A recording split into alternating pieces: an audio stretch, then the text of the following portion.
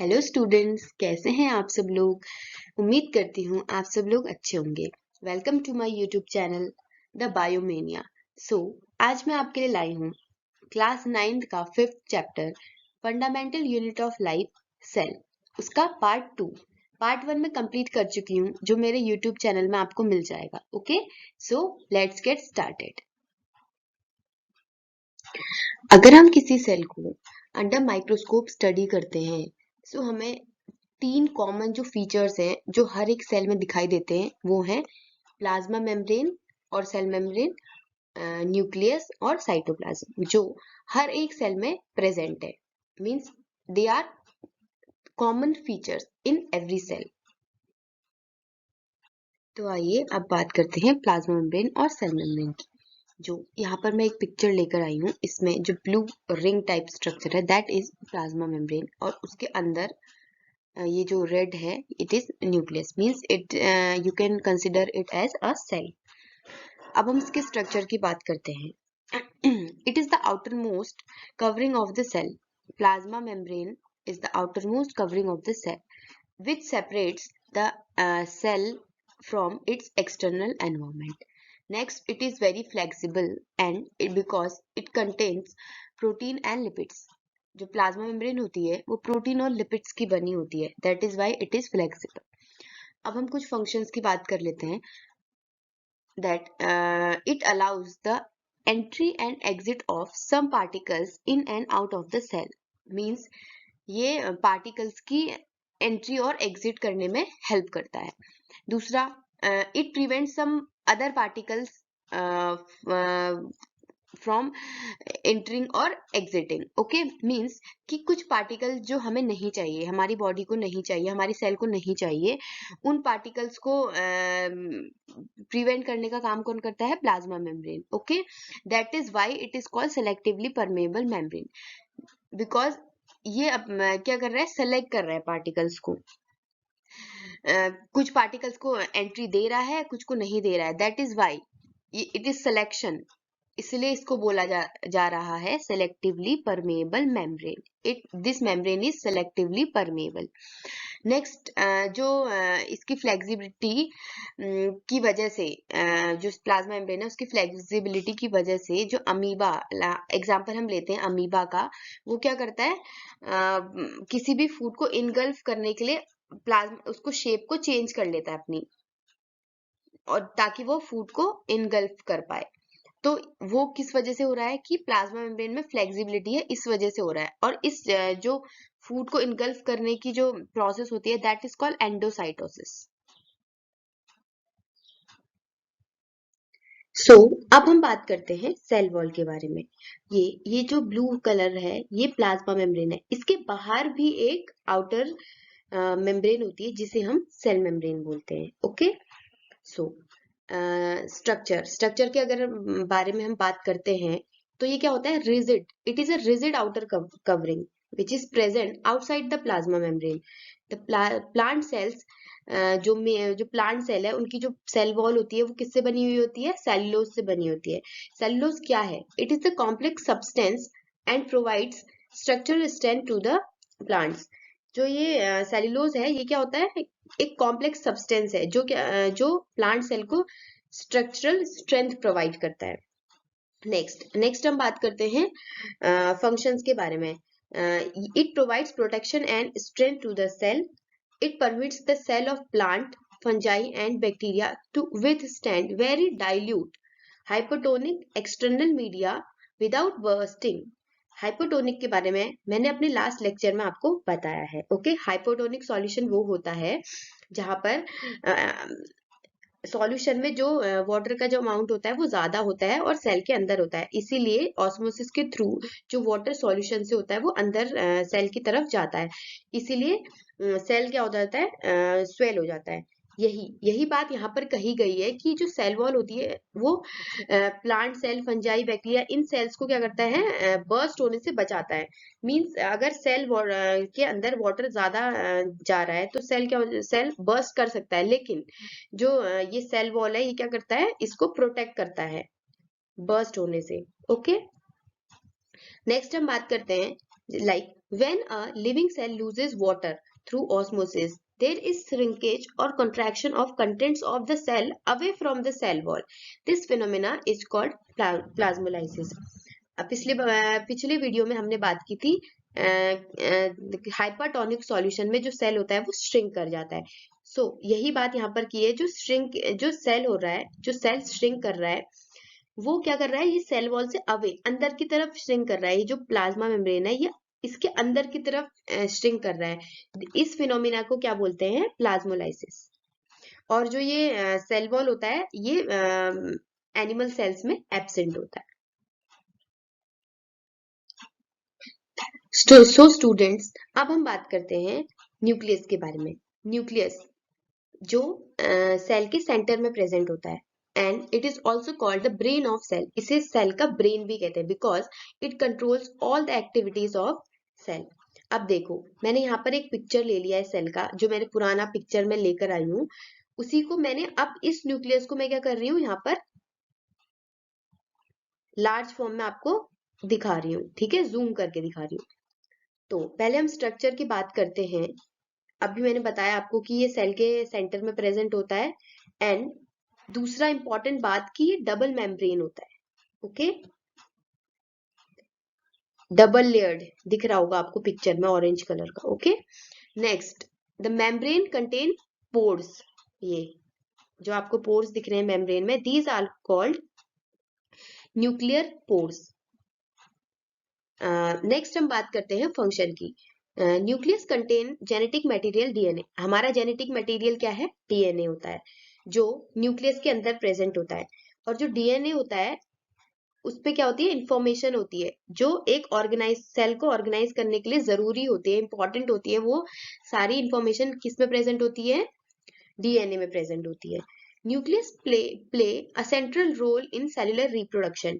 Nucleus क्या करता है, सेलुलर रिप्रोडक्शन मीन्स सेल का रिप्रोडक्शन. रिप्रोडक्शन मतलब हमेशा क्या होता है, एक से दूसरा बनना. ठीक है, सो सेलुलर रिप्रोडक्शन मीन एक सेल से जब दो सेल बनते हैं उस टाइम पे को न्यूक्लियस का बहुत सेंट्रल रोल होता है, मीन्स वाइटल रोल प्ले करता है. जब रिप्रोडक्शन सेलुलर मतलब जब सेल डिवाइड हो रहा होता है उस टाइम न्यूक्लियस का बहुत इंपॉर्टेंट रोल होता है. And it act as the storage of DNA, RNA and ribosomes. मतलब डीएनए जो न्यूक्लियस है उसके अंदर डीएनए भी प्रेजेंट होता है, आरएनए भी होता है और राइबोसोम्स भी होता है.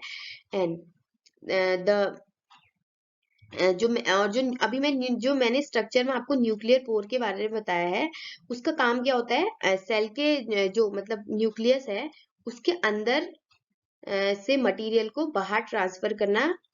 ओके,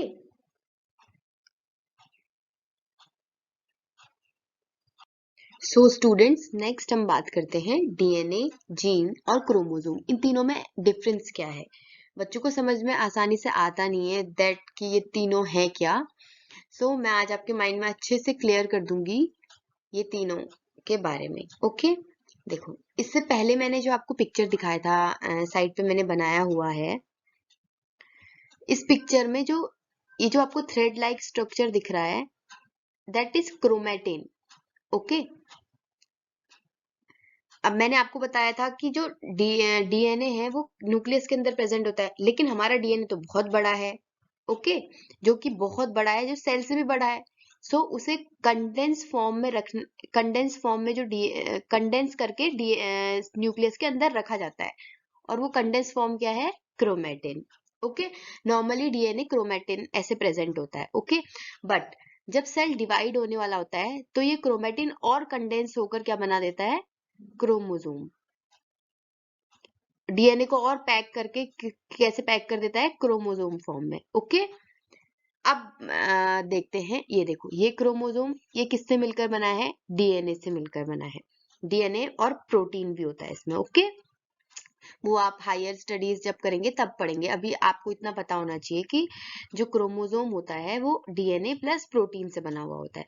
सो ये जो इतना बड़ा आपको ये रॉड शेप क्रोमोसोम दिख रहा है, ये जो इतना डीएनए है ये कंडेंस होकर ये क्रोमोसोम बना हुआ है. ठीक है, सो ये जो डीएनए अगर हम इसको खोलते हैं तो ये जो पिंक कलर का छोटा सा सेगमेंट है, इतना सा सेगमेंट, ये that is the functional segment of DNA. Which is called gene. तो ये है जीन, जीन फिर डीएनए फिर क्रोमोसोम। ओके, सबसे ज्यादा डीएनए किसमें? क्रोमोसोम, फिर डीएनए आ गया, फिर जीन। जीन क्या है? एक फंक्शनल सेगमेंट ऑफ डीएनए का एक फंक्शनल सेगमेंट। ओके, अब मैंने यहाँ पर आपको क्रोमोसोम के बारे में कुछ 2 पॉइंट्स भी दिए हैं, like it is a rod shaped structure and it contain the information for the inheritance of features from parents to next generation in the form of DNA. Okay, so इसकी clarity के लिए मैं आपके पास एक और पिक्चर लेकर आई हूँ। इसमें आप देख सकते हैं दैट ये सेल है एक, और सेल का हमने न्यूक्लियस को जूम कर दिया। ओके, न्यूक्लियस के अंदर क्या प्रेजेंट है? क्रोमोसोम। ठीक है, क्रोमोसोम क्या है? Condensed form of DNA. Okay, ये देखो, अब फिर और जूम कर दिया है क्रोमोसोम को भी, तो इसमें क्या है? डीएनए। और डीएनए के भी कुछ पार्ट है जो फंक्शनल पार्ट, उसे जीन बोलते हैं। ओके, सो अब हम बात करते हैं बैक्टीरिया के बारे में। Okay, it is a unicellular cell और ये एक प्रिमिटिव सेल है। ओके, तो अब हम बात करते हैं इसके बारे में। देखो, इसके जो आपको न्यूक्लियस दिख रहा होगा, ये न्यूक्लियस है, बट इसके बाहर आपको कोई मेम्ब्रेन दिखाई दे रही है? नहीं दिखाई दे रही है। सो जो इसका न्यूक्लियर रीजन, वो क्या होता है? It is poorly defined due to the absence of nuclear membrane. इसके बाहर कोई न्यूक्लियर मेम्ब्रेन नहीं है, इसलिए जो इसका न्यूक्लियर रीजन होता है वो पुअरली डिफाइंड होता है। ठीक है, और and this undefined nuclear region containing the nucleic acid, nucleic acid DNA को भी हम बोलते हैं। ओके, न्यूक्लिक एसिड में डीएनए आता है, आरएनए वगैरह आते हैं, तो इसलिए डायरेक्टली हमने न्यूक्लिक एसिड बोला। That is called nucleoid, means undefined nuclear region which contain DNA is called nucleoid. This region is called nucleoid. Okay, जो सेल, ऐसी सेल्स जिनमें न्यूक्लियर मेम्ब्रेन प्रेजेंट नहीं होती है, उन्हें क्या बोलते हैं? Prokaryotic cell. These are also called primitive cells और प्राइमरी सेल्स। तो प्रोकैरियोटिक सेल का एग्जाम्पल क्या है? बैक्टीरिया। ऐसे ही जो यूकैरियोटिक सेल्स होती हैं उसमें ये न्यूक्लियर मेम्ब्रेन क्या होता है? प्रेजेंट होता है। ठीक है, लाइक एनिमल्स, प्लांट्स। ये एक और पिक्चर है जो आपको और क्लियर करेगा, आपकी एनसीईआरटी से ही लिया हुआ एक पिक्चर है, जिसमें देखो आप, ये बैक्टीरिया का है, इसमें भी अनडिफाइंड न्यूक्लियर रीजन है, दैट इज कॉल्ड न्यूक्लियोइड। अब नेक्स्ट हम बात करते हैं साइटोप्लाज्म की। ठीक है, ये सेल है, सेल के अंदर जो व्हाइट पोर्शन दिख रहा है, ये पूरा, ये लार्ज जो पोर्शन है, ये है cytoplasm. Okay, cytoplasm it is a fluid contain inside the plasma membrane. ये प्लाज्मा मेम्ब्रेन है, इसके अंदर जो व्हाइट पोर्शन है ये फ्लूइड, यही साइटोप्लाज्म है। It contain many specialized organ, इसी के अंदर, इसी में इस ऑर्गेनेलीज प्रेजेंट होता है। ठीक है, हर एक ऑर्गेनेलिज का अपना अपना स्पेसिफिक फंक्शन होता है, ये मैंने आपको पहले बताया है। और जो सेल ऑर्गेनेलिज हैं वो भी मेम्ब्रेन से इनक्लोज्ड होती हैं। ओके, और जो इन प्रोकैरियोटिक सेल्स है, प्रोकैरियोट्स हैं, उसमें जो मेम्ब्रेन बाउंड ऑर्गेनेलिज हैं ये प्रेजेंट नहीं होती है। मतलब जो अभी मैं आपको ऑर्गेनेलिज के बारे में आगे बताऊंगी, बट मैं यहाँ पर बता रही हूँ कि जो प्रोकैरियोट्स हैं उसमें मेम्ब्रेन बाउंड ऑर्गेनेलिज नहीं प्रेजेंट होती है, एब्सेंट होती है। बट इन यूकैरियोट्स ये मेम्ब्रेन बाउंड ऑर्गेनेलिज प्रेजेंट होती हैं। ओके, अब नीचे मैं आपको एक मेम्ब्रेन का सिग्निफिकेंस बताती हूँ। ठीक है, जैसे वायरस होते हैं, जो वायरस, उनके पास क्या होता है? मेम्ब्रेन, कोई भी मेम्ब्रेन नहीं होता, ना ही सेल के बाहर जो प्लाज्मा मेम्ब्रेन वो होती है, ना सेल ऑर्गेनेलिज के बाहर कोई मेम्ब्रेन प्रेजेंट होती है, मींस दे लैक मेम्ब्रेन। सो इन ये एक लाइफ, एक लिविंग ऑर्गेनिज्म का जो कैरेक्टर्स हैं वो शो नहीं करते हैं। बट जब ये किसी होस्ट के अंदर एंटर करते हैं, मींस किसी लिविंग बॉडी के अंदर एंटर करते हैं, तो वहां पर ये क्या कर सकते हैं? अपनी मशीनरी को यूज, हमारी मशीनरी को यूज कर कर मल्टीप्लाई कर सकते हैं। अब देखो, इनके पास मेम्ब्रेन है नहीं और ये कोई लाइफ की प्रॉपर्टी को शो करते नहीं है, लेकिन जब ये किसी लिविंग ऑर्गेनिज्म के अंदर एंटर करते हैं तो वहां पर ये अपने आप को मल्टीप्लाई या डिवाइड कर सकते हैं। नेक्स्ट स्टूडेंट्स, अब हम बात करते हैं सेल ऑर्गेनेल्स के बारे में। ठीक है, सेल और लार्ज एंड कॉम्प्लेक्स सेल्स, जो बड़ी बड़ी कॉम्प्लेक्स सेल्स होती हैं लाइक एनिमल सेल, ठीक है, including cells from multicellular organism, वही एनिमल सेल के अंदर ही मल्टीसेलुलर के अंदर ही एनिमल सेल आती हैं, need a lot of chemical activities to support their complicated structure. तो इनका कॉम्प्लिकेटेड स्ट्रक्चर होता है, उसको सपोर्ट करने के लिए इन्हें बहुत सारी केमिकल एक्टिविटीज की जरूरत होती है। ओके, तो ये एक्टिविटीज को परफॉर्म करने के लिए इनके पास क्या होते हैं, सेल ऑर्गेनेल्स होते हैं। So to keep these activities of different kinds separate from each other, these cells use membrane bound retail structures और ऑर्गेनेल्स विद इन themselves। तो यही एक्टिविटीज को परफॉर्म करने के लिए सेल के पास क्या होती है, सेल ऑर्गेनेल्स होती हैं, और वो सब अपने से एक दूसरे से डिफरेंट किस चीज से होती हैं, अपने अपने मेम्ब्रेन से अलग होती हैं। ओके, अभी मैं इसके बाद आपको इसका पिक्चर दिखाऊंगी। नेक्स्ट हम बात करते हैं कि यही जो फीचर है कि सारे ऑर्गेनेल्स मेम्ब्रेन से बाउंड होते हैं, यही फीचर है जो प्रोकैरियोट्स को यूकैरियोट से अलग करता है। ओके, अब जैसे मैं सेल ऑर्गेनेल्स के एग्जांपल लेती हूँ, जैसे endoplasmic reticulum, Golgi, lysosome, mitochondria, plastids, vacuole और बहुत सारे हैं, अभी मैं आपको डिस्कस करूंगी। हाँ, तो ठीक है, अब हम बात करते हैं कुछ, जैसे मैं आपको बताती हूँ मेम्ब्रेन के बेसिस पे मैंने जैसे डिवाइड कर दिया, जैसे डबल मेम्ब्रेन वाले होते हैं न्यूक्लियस, माइटोकॉन्ड्रिया, क्लोरोप्लास्ट, इसमें दो दो मेम्ब्रेन्स प्रेजेंट होती हैं, और इससे बाकी जो बचे हुए हैं like ribosome, Golgi apparatus, endoplasmic reticulum, ये क्या होते हैं, सिंगल मेम्ब्रेन से कवर्ड होते हैं। ओके, अब मैं यहाँ पर लेकर आई हूँ प्रोकैरियोटिक सेल और यूकैरियोटिक सेल का डिफरेंस। ठीक है, वैसे तो मैंने आपको बता दिया है, लेकिन अब आपको यहाँ आप दोनों को डिफरेंशिएट करके देख सकते हैं। ओके, देखो, फर्स्ट जो प्रोकैरियोटिक सेल है वो क्या होती है, प्रिमिटिव सेल्स होती हैं, बेसिक सेल्स होती हैं। ओके, और जो यूकैरियोटिक सेल होती हैं वो थोड़ी कॉम्प्लेक्स होती हैं।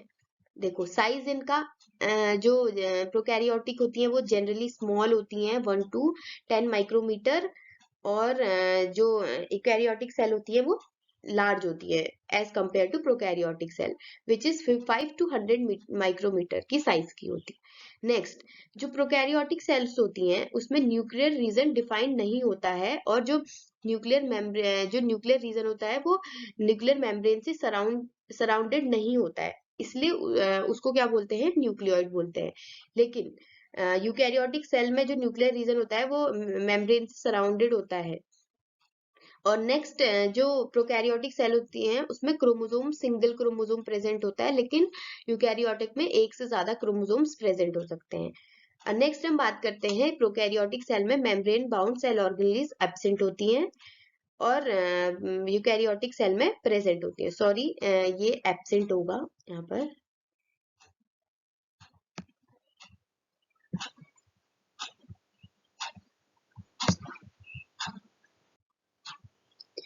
एब्सेंट होता है यहाँ पर। ओके, और एग्जाम्पल में हम प्रोकैरियोटिक के लेते हैं, तो एग्जाम्पल है बैक्टीरिया, और यूकैरियोट्स में आते हैं एनिमल्स एंड प्लांट्स।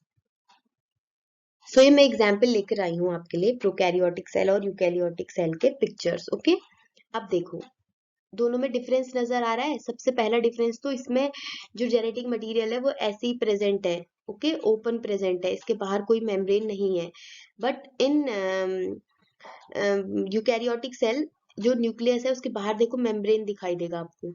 ओके, और यहाँ पे कोई भी जो cell membrane bound cell organelles absent है, बट यूकैरियोटिक सेल में सारे मेम्ब्रेन बाउंड ऑर्गेनेल्स प्रेजेंट है। अब हम बात करते हैं एंडोप्लाज्मिक रेटिकुलम के बारे में। फर्स्टली हम इसके स्ट्रक्चर के बारे में बात करेंगे, दूसरा हम इसके फंक्शन के बारे में भी बात करेंगे। आपको पिक्चर में नजर आ रहा है, ये इसका प्रेजेंस कहाँ है, अंदर न्यूक्लियस है, और न्यूक्लियस के जस्ट बाहर ये प्रेजेंट है।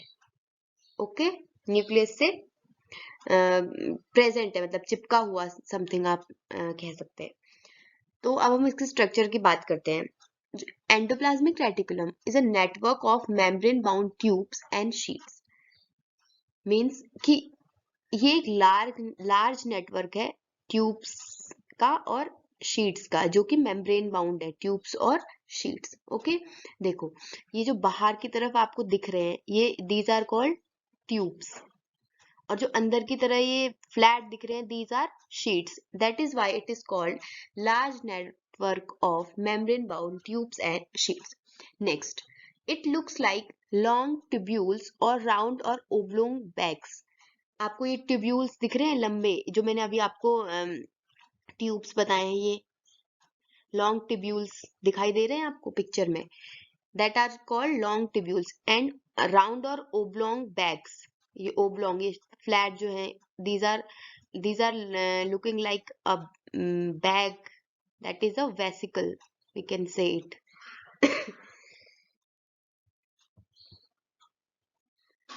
Next, the membrane of endoplasmic reticulum is similar in structure with the plasma membrane. Okay.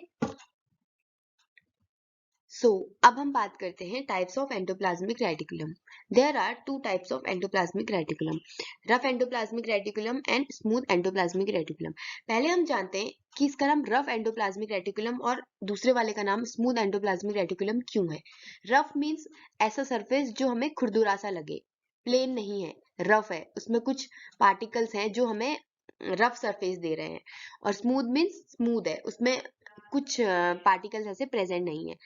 अब रफ इसलिए बोला जाता है बिकॉज उसमें राइबोसोम्स प्रेजेंट होते हैं। As you can see in this picture, इस एंडोप्लाज्मिक रेटिकुलम में जो न्यूक्लियस के पास आपको नजर आ रहा है उसमें क्या है, राइबोसोम्स प्रेजेंट है। That is why it is called rough endoplasmic reticulum.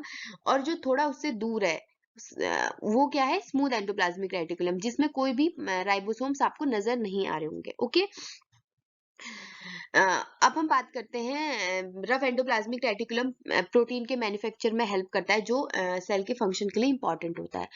और स्मूथ एंडोप्लाज्मिक रेटिकुलम लिपिड के मैन्युफैक्चरिंग में हेल्प करता है, जो भी सेल के फंक्शन के लिए इंपॉर्टेंट होता है। ओके, एंड अब हम राइबोसोम्स के बारे में एक लाइन बोलते हैं। Ribosomes are present in all active cells and they are the site of protein synthesis.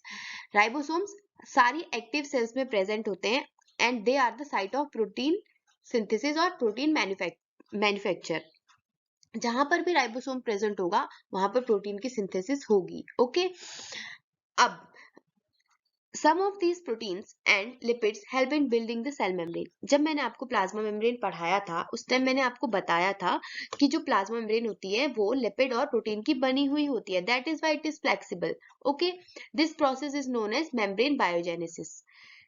तो यहाँ जो रफ एंडोप्लाज्मिक रेटिकुलम और स्मूथ एंडोप्लाज्मिक रेटिकुलम से जो प्रोटीन्स और लिपिड बनते हैं, ये किसमें हेल्प करते हैं, सेल, कभी कभी सेल मेम्ब्रेन को बिल्ड करने में भी हेल्प करते हैं। और इस प्रोसेस को क्या बोलते हैं, मेम्ब्रेन बायोजेनेसिस। सो अब हम बात करते हैं एंडोप्लाज्मिक रेटिकुलम के फंक्शंस के बारे में। Okay, endoplasmic reticulum serve as a channel for the transport of materials, especially protein, between various regions of the cytoplasm or between the cytoplasm and a nucleus. Means ये क्या करता है, channel provide करता है for transport of materials, specially उसमें proteins आ सकते हैं। Okay, means ये न्यूक्लियस और साइटोप्लाज्म के बीच में एक चैनल प्रोवाइड करता है, जरिया प्रोवाइड करता है, जहां से न्यूक्लियस में जो मटेरियल सिंथेसाइज हो रहा है वो साइटोप्लाज्म में जा सकता है या साइटोप्लाज्म से न्यूक्लियस में जा सकता है। ओके, ये एक चैनल प्रोवाइड करता है। नेक्स्ट हम बात करते हैं endoplasmic reticulum also function as cytoplasmic framework providing a surface for some biochemical activities of the cell. और ये क्या करता है, फ्रेमवर्क प्रोवाइड करता है for biochemical activities of cell. Cell की बायोकेमिकल एक्टिविटीज के लिए एक फ्रेमवर्क प्रोवाइड करता है। ओके, नेक्स्ट कुछ जो लिवर सेल्स होती है एनिमल्स में, उसमें जो स्मूथ एंडोप्लाज्मिक रेटिकुलम है वो क्या करता है, डिटॉक्सिफाई करने का काम करता है पॉइजन्स एंड ड्रग्स को। मींस अगर सेल के अंदर कोई पॉइजन आ जाता है तो उसको डिटॉक्सिफाई करने का काम कौन करता है? Smooth endoplasmic reticulum. अब हम बात करते हैं गोल्जी एपरेटस की। पहले हम इसके स्ट्रक्चर के बारे में बात करेंगे, फिर कुछ फंक्शंस के बारे में। Okay, so the Golgi apparatus was first discovered by Camillo Golgi. Camillo Golgi ने गोल्जी एपरेटस की डिस्कवरी की थी, इसलिए इन्होंने अपने नाम पर ही उसका नाम गोल्जी एपरेटस रखा। It consists of system of membrane-bound vesicles arranged approximately parallel to each other in stacks called cisterns। ये एक membrane bound vesicle से मिलकर बना हुआ होता है जो एक दूसरे से पैरेलली अरेंज्ड है और उन्हें सिस्टर्न्स बोलते हैं। ओके, जो आपको फोल्डेड फॉर्म में जो दिख रहा है, these are parallelly arranged flattened sacs और vesicles. Okay, the membranes of often connection with the membranes of ER and therefore constitute another portion of complex cellular membrane system। इसकी जो मेम्ब्रेन है वो कभी ER के कनेक्शन में हो भी सकती है, नहीं भी हो सकती है, या ये उसके साथ में प्रेजेंट हो भी सकता है, नहीं भी हो सकता है। अब हम फंक्शन की बात कर लेते हैं। Material synthesized near the ER is packaged and dispatched to various targets inside and outside of the cell through the Golgi apparatus।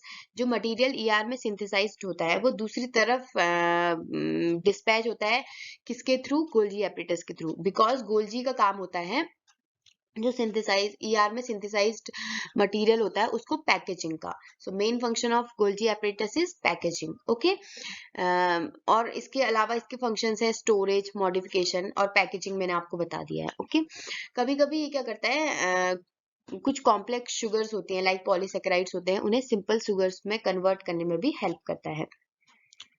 And it is also involve in the formation of lysosomes. Lysosomes आगे आपको मैं बताऊंगी। So now we will talk about the lysosome, its structure and also functions. Okay, first अगर हम structure की बात करें तो it is also membrane bound.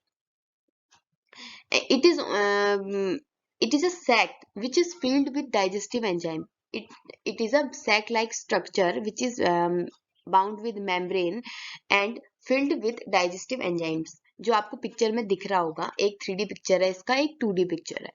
Okay, इसमें मेम्ब्रेन प्रेजेंट होती है और इसके अंदर बहुत सारे डाइजेस्टिव एंजाइम्स प्रेजेंट होते हैं।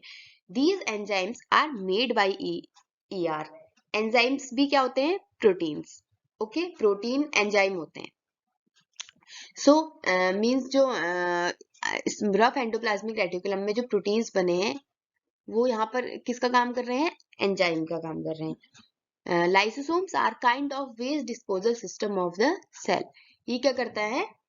जो वेस्ट होता है सेल में उसको डिस्पोज करने का काम करता है सेल में। ओके, अब देखो, अब हम इसके कुछ फंक्शंस की बात करें तो these help to keep the cell clean by digesting any foreign material as well as worn out organelles। ये इसका क्या काम है? जो बाहर से फॉरेन मटेरियल अगर सेल में एंटर कर रहा है उसे डाइजेस्ट करने का काम किसका है?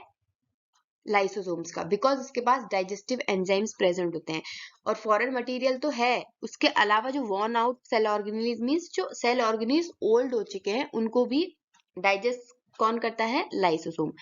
इवन जब सेल डैमेज हो जाता है तो लाइसोसोम क्या करता है? बर्स्ट होकर अपनी एंजाइम्स को रिलीज करता है और खुद की सेल को डाइजेस्ट कर लेता है। Okay, therefore lysosomes are also known as suicidal bags. अब वो अपनी ही सेल को जब वो डाइजेस्ट कर ले रहा है तो उसे इसीलिए क्या बोला है? Suicide bags of the cell. Next हम बात करते हैं माइटोकॉन्ड्रिया के बारे में। ओके, यहाँ पर माइटोकॉन्ड्रिया का आप स्ट्रक्चर देख सकते हैं। It is double membranes. बाहर जो मेम्ब्रेन है it is called outer membrane, और जो अंदर मेम्ब्रेन प्रेजेंट है फोल्डेड फॉर्म में that is called inner membrane. So अब हम कुछ इसके और स्ट्रक्चर के बारे में बात करते हैं। पहले तो मैं ये आपको बता देती हूँ कि माइटोकॉन्ड्रिया को हम power house of the cell भी बोलते हैं। Okay, it has 2 membrane coverings. ये आपको पता है, inner and outer membrane. The outer membrane is porous and the inner membrane is deeply folded. outer membrane is porous and the inner membrane is deeply folded, which is visible here. These folds increase the surface area for the ATP generating chemical reaction. ये जो folds है ये surface area को बढ़ा देते हैं ATP generation के लिए. यहाँ पर एटीपी जनरेट होता है. एनर्जी जो होती है सेल की वो एटीपी फॉर्म में हमें चाहिए, सेल को चाहिए होती है. इसीलिए यहाँ पर क्या होता है, एटीपी का प्रोडक्शन होता है. इसलिए जो फोल्ड्स होती हैं ये सरफेस एरिया को इंक्रीज कर रहे होते हैं.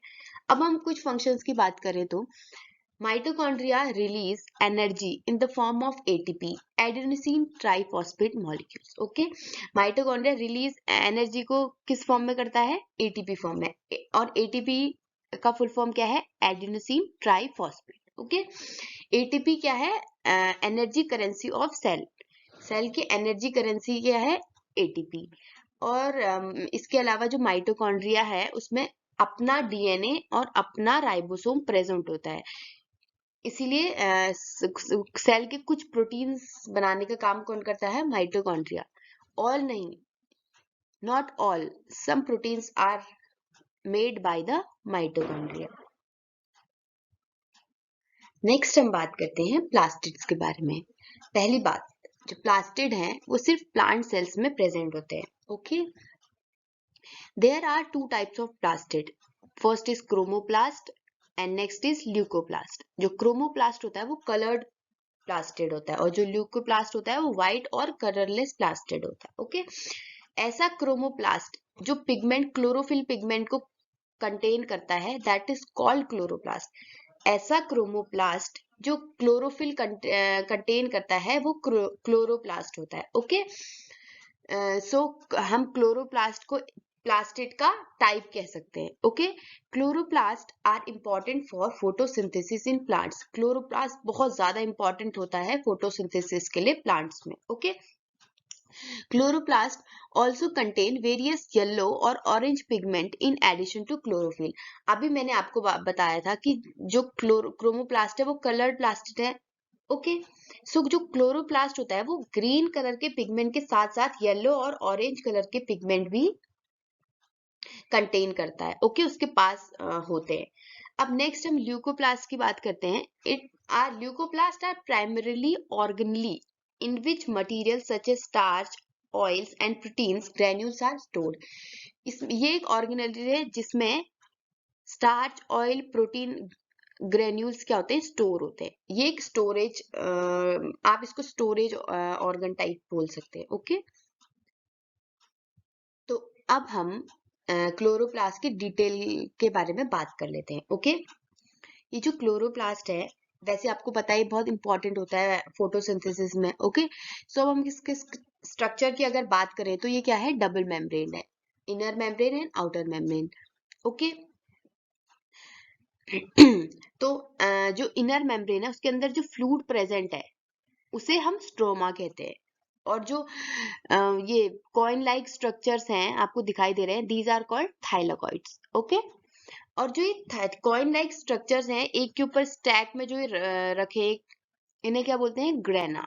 एंड जो दो ग्रेना हैं वो एक दूसरे से कनेक्टेड है, आपको दिख रहा होगा इनके बीच का कनेक्शन, इसे बोलते हैं स्ट्रोमा लैमेली. ओके, तो these are similar to mitochondria in structure. Mitochondria भी डबल मेम्ब्रेन था, ये भी डबल मेम्ब्रेन है. That is why it is called कि ये माइटोकॉन्ड्रिया की तरह सिमिलर होता है. ओके, और दूसरी बात और एक सिमिलैरिटी है माइटोकॉन्ड्रिया और इसमें, बिकॉज माइटोकॉन्ड्रिया में अपना डीएनए और राइबोसोम होता है और क्लोरोप्लास्ट में भी अपना डीएनए और राइबोसोम प्रेजेंट होता है. सो अब हम बात करते हैं वैक्यूल्स के बारे में. Okay, vacuoles are storage sacs for solid and liquid. ये these are called storage organ, मतलब ये स्टोर करते हैं, मे बी वो सॉलिड हो सकता है और लिक्विड भी हो सकता है.